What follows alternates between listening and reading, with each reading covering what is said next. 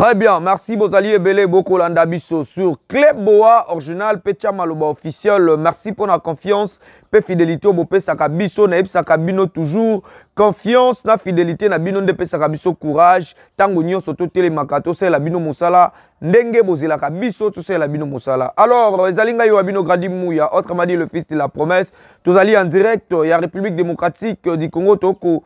Servir Bino pour nous présenter Bino Oezala Kibongo 73e conseil de ministres et les Kibongo na République démocratique du Congo na vision conférence Kassé Sengel Boyebake Zala ki président Naemoko le président de la République le commandant suprême de la FRDC Félix Antoine Tshisekedi Tshilombo Baksela Kaye Beton Mukwa Tombolo ndenge bana ya Kinshasa balingaka kobenga ye. Alors TV Zali Radio T Tokotiki la bino bolanda compte rendu à conseil de ministres où les Kakibongo vendredi 14 octobre 2022 na République démocratique du Congo. Alors ngai na bino tokutani prochainement. Portez-vous bien.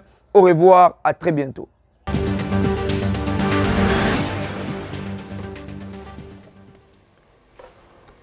Compte rendu de la 73e réunion du Conseil de ministres. Le président de la République, chef de l'État, Félix Antoine Tshisekedi Tshilombo, a présidé ce vendredi 14 octobre 2022 par visioconférence la 73e réunion du Conseil de ministres. 4 points étaient inscrits à l'ordre du jour. 1. Communication du président de la République, chef de l'État. 2. Point d'information. 3. Approbation d'un relevé des décisions du Conseil de ministres. 4. Examen et adoption de projets de texte. La communication du président de la République a porté sur 4 points principaux, à savoir 1. De la coopération bilatérale entre la République démocratique du Congo et les Émirats arabes unis. Le président de la République a salué les avancées significatives enregistrées dans la mise en œuvre des accords bilatéraux signés avec les Émirats arabes unis lors de son passage en octobre 21. Ces accords portent notamment sur la construction du port en eau profonde de Banana, la création d'une chaîne des valeurs d'or et de coltan de production artisanale et industrielle, ainsi que la construction d'un parc solaire photovoltaïque d'une capacité de 2 gigawatts. Le président de la République a chargé le Premier ministre chef du gouvernement, ainsi que le ministre sectoriel, chacun en ce qui le concerne, d'œuvrer dans son secteur pour le bon aboutissement de ces différents accords. Le deuxième point de la communication du président de la République a porté sur les performances dans la mobilisation des recettes publiques. Apprécions à juste titre les performances considérables cette année en matière de mobilisation des recettes publiques. Le président de la République a félicité toutes les structures directement impliquées dans ces résultats de régie financière, avec une mention spéciale à la Direction générale des impôts et à l'Inspection générale de finances. Ces performances sans appel, a-t-il rappelé, sont les résultats des dispositifs mis en place par le gouvernement sous son leadership pour rapprocher la collecte annuelle de recettes publiques de son potentiel fiscal, estimé actuellement à près de 20 milliards de dollars. Même si la pression fiscale n'est pas encore optimale au regard des standards internationaux, mais elle se rapproche de plus en plus de la moyenne africaine de 15 à 16%. Le gouvernement devra donc dépasser cette moyenne et atteindre rapidement au moins 20% en élargissant l'assiette fiscale et en digitalisant la TVA avec les caisses enregistreuses. Le président de la République reste convaincu que ces performances constituent une opportunité pour le gouvernement de concrétiser les actions socio-économiques de son programme. Cela devrait se traduire logiquement par un accroissement des dépenses infrastructurelles et sociales au profit de la population, avec une emphase sur les infrastructures de transport et celles de production et de distribution d'énergie. Une exécution des dépenses basée sur une planification, une programmation qui assure une traçabilité et une transparence reflétée dans la comptabilité publique. Le Premier ministre, le ministre d'État, ministre du Budget et le ministre des Finances ont été ainsi chargés de saisir cette opportunité pour décanter de nombreux projets d'investissement dans la construction des infrastructures structurantes pour le développement humain et la relance des entreprises publiques qui souffrent encore de manque de financement. Le président de la République a fait allusion notamment à la construction du barrage de Grand Katende, au chemin de fer Kinshasa-Matadi, à la réhabilitation des groupes G24 et G25 du barrage d'Inga, à l'asphaltage de la route Kananga-Kalamambouji et à l'aménagement des zones économiques spéciales. Les ministres sectoriels impliqués ont été ainsi conviés à s'inscrire dans une logique des actions gouvernementales coordonnées lors des engagements de crédits budgétaires alloués pour soutenir cet élan de croissance économique et faire ressentir leurs effets sur le quotidien de la population congolaise.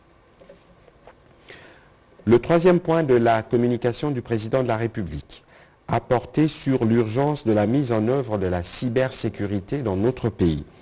Le président de la République tient à voir notre pays bâtir et disposer d'un écosystème cybersécuritaire solide et résilient qui sera capable de faire face aux menaces multiformes en croissance constante tout en renforçant significativement la confiance pour tous les utilisateurs du cyberespace congolais. Il importe que le gouvernement, à travers le ministre du Numérique, prenne toutes les initiatives qui s'imposent pour permettre la ratification par notre pays de la Convention de l'Union africaine sur la cybersécurité et la protection des données à caractère personnel, dite Convention de Malabo, pour apporter des réponses appropriées à ces défis sur le plan national. Le président de la République a rappelé le fait que le caractère transversal de cette matière critique a imposé une approche interinstitutionnelle inclusive qui s'est formalisée à travers la mise en place de la commission technique pour la cybersécurité créée au sein de la présidence de la République. Cette commission a ainsi eu le mérite de rassembler les différents ministères et services concernés. Au terme de 4 mois des travaux, il a été élaboré et validé la stratégie nationale de cybersécurité qui repose sur 7 piliers et qui recommande pour sa mise en œuvre la création d'une agence nationale de cybersécurité rattachée à la présidence de la République. Pour le président de la République, il est illusoire d'espérer de pouvoir lutter efficacement contre la cybercriminalité sans un corpus législatif rigoureux, adapté et évolutif qui soit le socle de toute notre politique nationale de cybersécurité. D'où a-t-il apprécié la prise en compte dans le projet de loi portant code du numérique de toutes les dispositions idoines découlant de la stratégie nationale de cybersécurité. Le gouvernement dans son ensemble a été invité à s'en approprier pour faciliter sa mise en œuvre globale. Les ministres directement concernés par l'opérationnalisation de l'Agence nationale de cybersécurité sont appelés à agir avec promptitude et sans atermoiement sous la coordination du Premier ministre chef du gouvernement. Les derniers points de la communication du président de la République a porté sur les conflits fonciers et troubles dans la province du Congo central. Le président de la République a été saisi des conflits fonciers nés de l'application des décisions judiciaires et administratives qui se sont soldés par les déguerpissements des populations locales de leur village ainsi que par des actes de violence déplorables tels que la destruction méchante des habitations et plus grave encore, la profanation des cimetières dans les territoires de Mbanzangungu. Il a souligné les caractères inadmissibles de l'usage de pratiques illégales, frisant les banditismes dans les transactions foncières en milieu coutumier, dans certains cas avec la complicité des autorités judiciaires et politico-administratives qui viennent perturber durablement la paix sociale au sein d'une même communauté locale. Car en dépossédant les paysans de leurs terres, il est porté atteinte à leurs droits socio-économiques. Sur un ton ferme, le président de la République a rappelé son intransigeance quant au phénomène de conflit communautaire, quelle qu'en soit la nature et l'origine. Il a chargé le vice-premier ministre, ministre de l'Intérieur, décentralisation, affaires coutumières et la ministre d'État, ministre de la Justice et garde-sceaux, ainsi que le gouverneur de la province du Congo central, de prendre des mesures nécessaires pour faire toute la lumière sur ces faits, d'établir les dysfonctionnements éventuels dans les chefs des autorités judiciaires et politico-administratives afin de cesser ces pratiques et de rétablir l'ordre public dans le respect de lois de la République.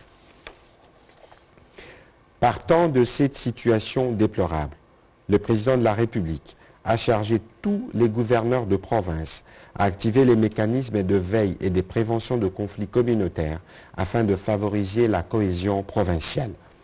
À la suite de la communication du président de la République, le Premier ministre chef du gouvernement s'est apaisanti principalement sur 3 points.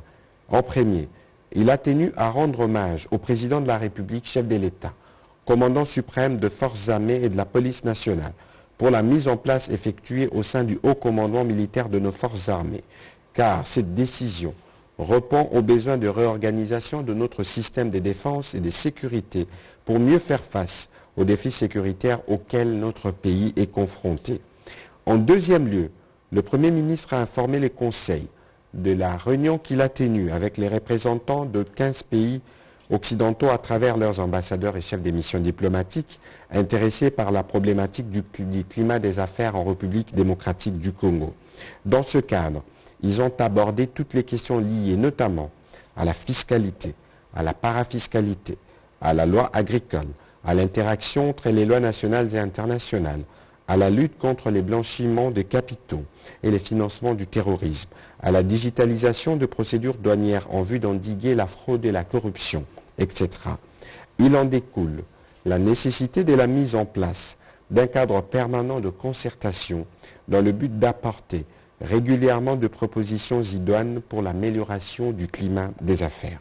Le gouvernement a salué aussi les derniers rapports du Conseil d'administration de l'Initiative pour la transparence des industries extractivitières qui classe notre pays avec un score élevé dans la catégorie des pays à transparence élevée. Cette reconnaissance récompense ainsi les efforts déployés, notamment en matière de divulgation de contrats, des paiements infranationaux, des dépenses et ce en dépit des restrictions liées notamment à la pandémie à Covid-19. En dernier, le Premier ministre a instruit le ministre des Finances, faisant intérim du ministre de l'Économie nationale, de finaliser en toute diligence les études de faisabilité initiées depuis quelques mois en vue de la création de la Banque nationale de développement.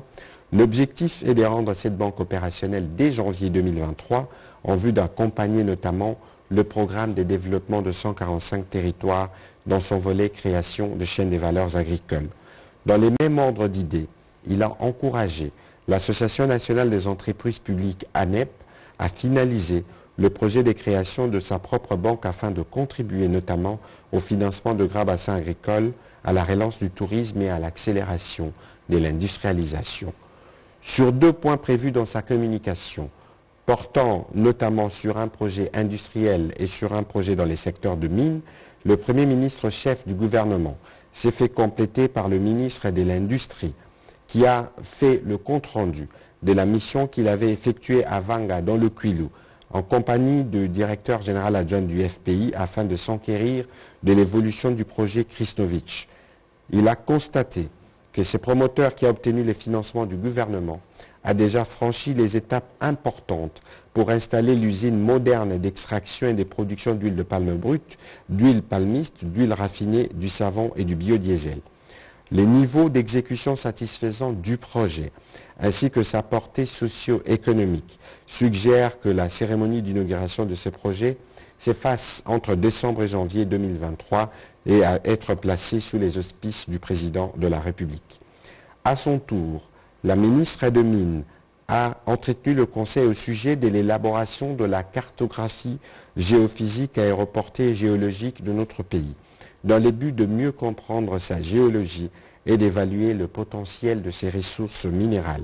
En effet, en exécution de l'avenant au contrat liant le ministère de Mines et la firme Excalibur Holding Limited, signé par les parties le 5 avril 2022, la phase de collecte et interprétation des images satellites a été franchie avec succès. À ce stade, Excalibur s'apprête à lancer le survol à basse altitude de certains blocs prioritaires en vue de prélever les données géophysiques qui mettront en évidence d'éventuelles anomalies. Cette phase va précéder celle de recherche géochimique lesquels permettront de découvrir de nouveaux gisements économiquement exploitables et d'en quantifier les réserves. La ministre des Mines a annoncé que le lancement de ces survols interviendra le 21 octobre 2022 à Mbujimayi dans la province du Kasaï oriental après information et sensibilisation des habitants.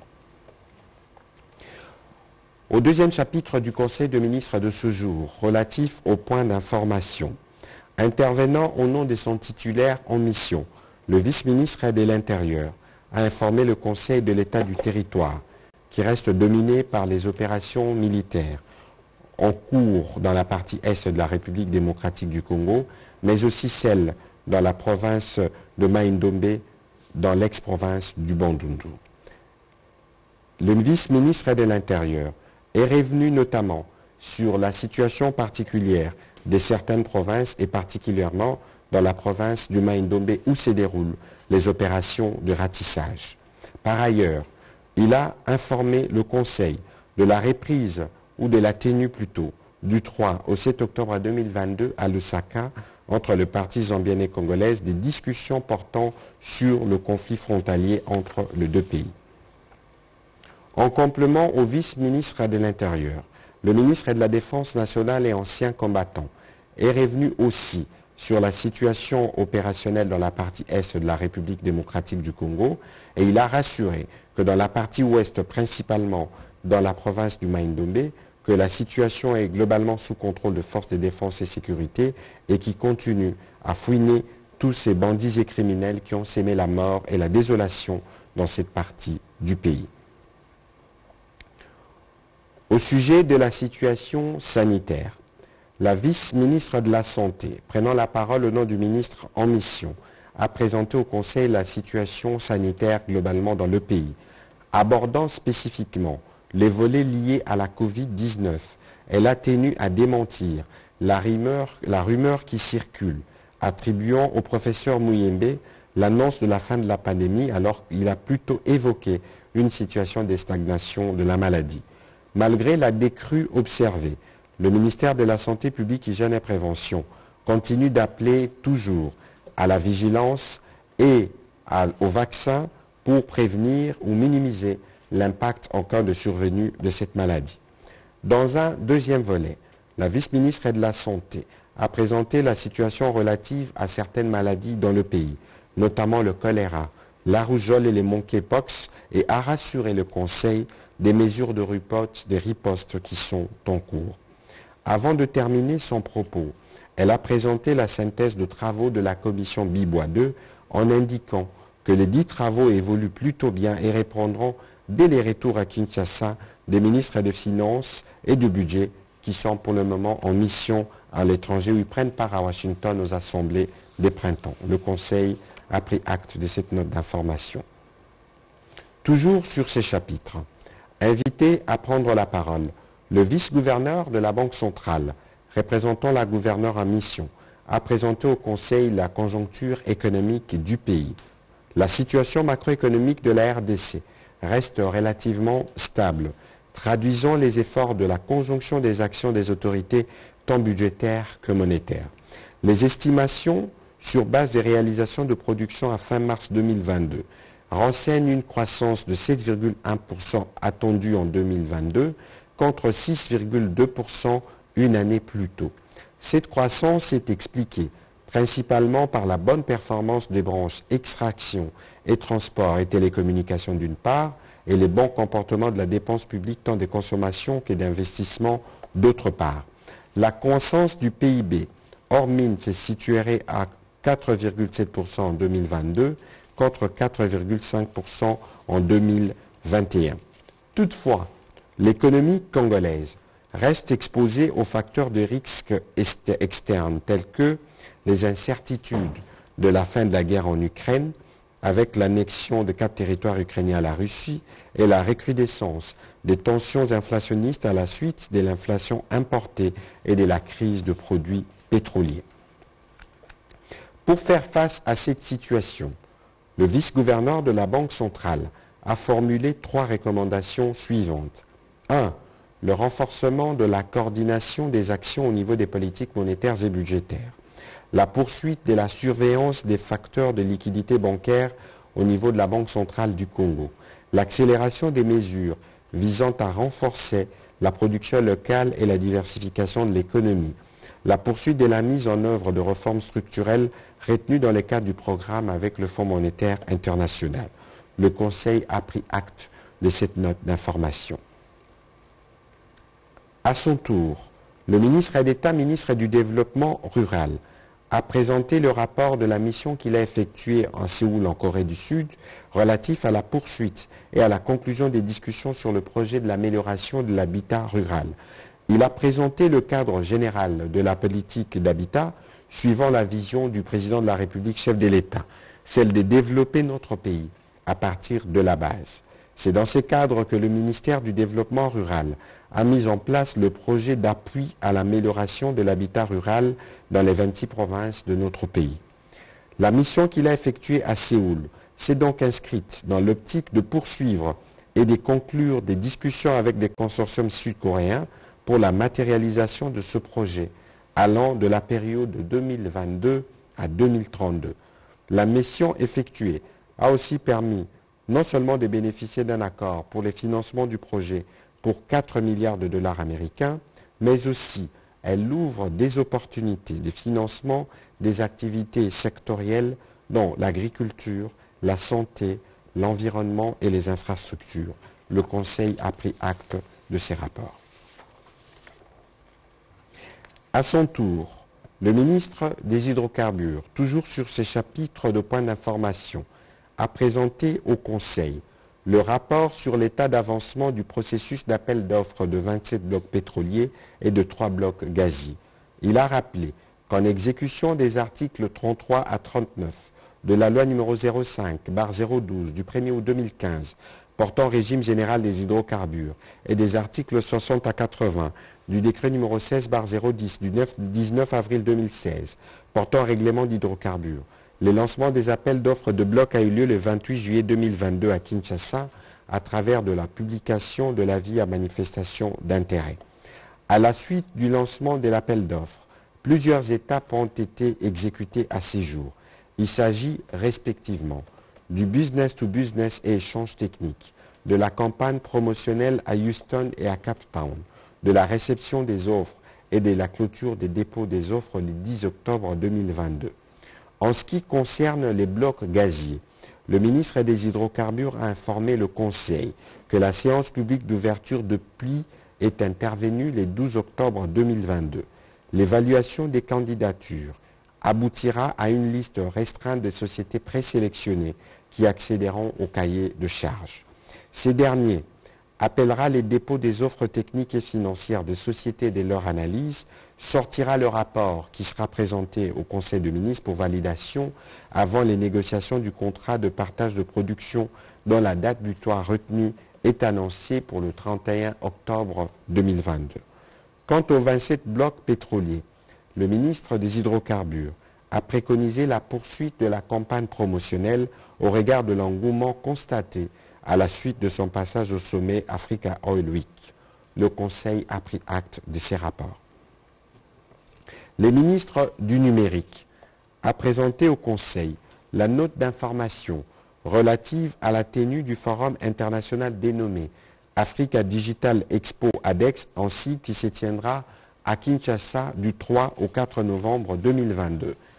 Après Marrakech et Abidjan, qui ont abrité avec succès ces 10 précédentes éditions, ADEX Kinshasa 2022, organisée en partenariat avec la société marocaine One Africa Leader, sera le rendez-vous d'échange en 48 heures de près de 50 participants de plus de 20 pays. Cette édition 2022 portera un regard pertinent sur les perspectives du développement de la transformation numérique en Afrique centrale en abordant des sujets liés aux orientations stratégiques pour le développement du numérique, la digitalisation de l'administration, les enjeux de connectivité ou encore les défis de gouvernance numérique, de protection des données et de cybersécurité. Le ministre du Numérique a souligné que cet événement sera également l'occasion de mettre en avant les jeunes talents tech congolais à travers des sessions dédiées à l'entrepreneuriat, la jeunesse et le start-up. Ce sera donc un signal fort de changement de narratif et des conditions permettant à nos jeunes de devenir de principaux créateurs de richesses, comme l'avait si bien dit le président de la République lors de son allocution à l'occasion de l'anniversaire de notre indépendance. Le Conseil a aussi pris acte de cette note d'information. Au troisième chapitre du Conseil de ministres de ce jour, relatif à l'approbation d'un relevé des décisions du Conseil de ministres, le Conseil de ministres a adopté le relevé des décisions prises lors de sa 72e réunion tenue le vendredi 7 octobre 2022. Dernier chapitre du Conseil de ministres de ce jour, consacré à l'examen et à l'adoption de 3 projets de texte. Premier texte, projet d'ordonnance portant création, organisation et un compte d'affectation spéciale. Le ministre de la Défense nationale et ancien combattant a soumis au Conseil le projet d'ordonnance portant création, organisation et fonctionnement du compte d'affectation spéciale, dénommé Fonds de soutien des développements de forces armées de la République démocratique du Congo, en sigle FSD-FARDC. Dans le cadre de l'exécution de l'ordonnance loi numéro 22/019 du 28 juillet 2022 portant programmation militaire, et c'est conformément à la loi numéro 11/011 du 18 juillet 2011 relative aux finances publiques, il est prévu en son article 27 l'organisation par ordonnance présidentielle d'un compte d'affectation spéciale au profit des forces armées de la République démocratique du Congo. En effet, compte tenu d'énormes défis sécuritaires, à la fois internes et externes auxquels notre pays fait face, notre armée a besoin d'importantes ressources matérielles et financières. Ces impératifs sécuritaires requièrent donc un gros effort d'investissement. Ainsi, ces fonds de soutien et de développement de forces armées de la République démocratique du Congo a pour objet de rechercher et collecter de moyens financiers destinés à servir sous forme d'appui, d'assistance ou de soutien à notre armée en vue de développer ses capacités fonctionnelles et opérationnelles. Après débat et délibération, ces projets d'ordonnance a été retenu pour approfondissement en commission économique et financière du gouvernement avant son adoption prochaine en Conseil de ministres. Deuxième texte soumis à l'examen du Conseil de ministres de ce jour, le projet de loi portant code du numérique. Le ministre du numérique a fait l'économie du projet de loi portant code du numérique en République démocratique du Congo.